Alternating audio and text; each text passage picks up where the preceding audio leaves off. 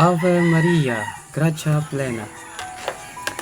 Kapag may mga taong nananakit sa atin, ano ba ang ating tugon?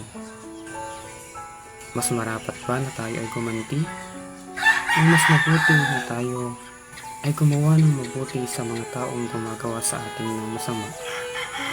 Ngayong araw na ito, ipinapahayag sa atin ng Panginoon kung papaano haharapin ang mga taong mapanakit sa atin, kung paano natin patitibayin ang ating ugnayan sa ating kapwa sa kabila ng pananakit at pagsasamantala sa atin.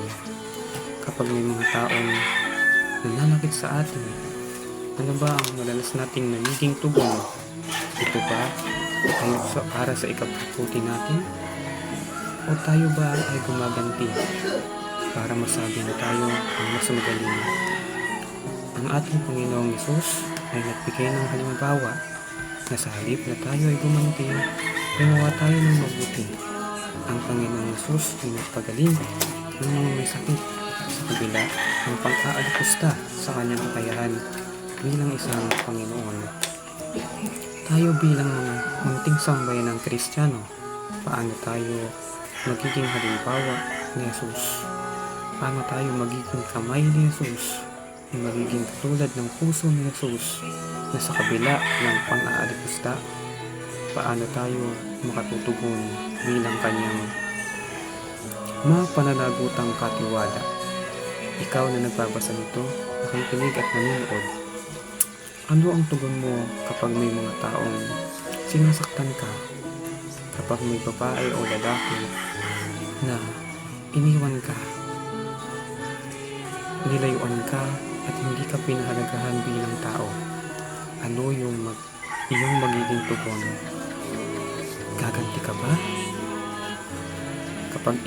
Kapag ang kapwa mo ba ay ng babae, yung jowa mo ng babae, manlalaki ka ba? O mas mamarapatin mong unahin ang ipagdasal siya na sana siya ay magbago? Ito ang panalangin sa atin ngayon ng Ebanghelyo ng ating Panginoon. Pananalangin sa mga taong sa atin ay patuloy na nananakit, sa mga taong sa atin ay gumagawa ng di kanais-nais. Manalangin tayo. Panginoon naming Diyos, turuan mo ako na maging tulad ng puso ni Hesus. Ako ay naladalangin sa halip na manakit. Ako ay nananahimik sa halip na patuloy na mag-ingay. Na magamit ko ang social media sa pamamagitan ng pagpapahayag ng Ebanghelyo sa halip na mag-comment ng mga makasasakit sa aking kapwa at sa aking munting sambayan ng Kristiyano. Amen.